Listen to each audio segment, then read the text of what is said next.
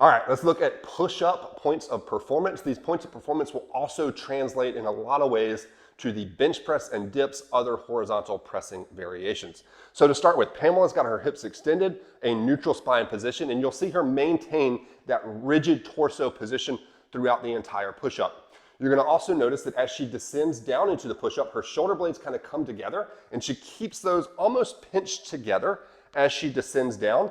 And then as we look at her shoulder in the bottom position, it is not rolling forward. So sometimes we'll see people lose shoulder positioning and go to what she just demonstrated there, which puts a little extra stress on the front of the shoulder.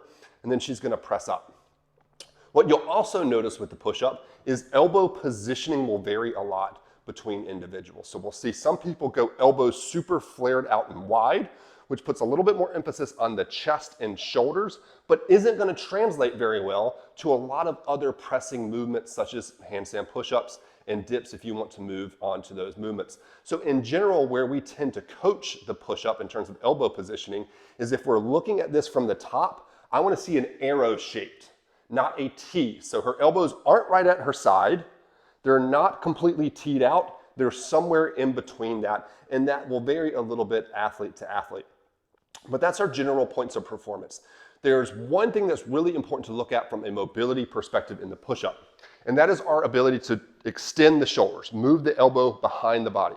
So Pamela's gonna turn towards me, and the way we like to test this is arms are straight out in front.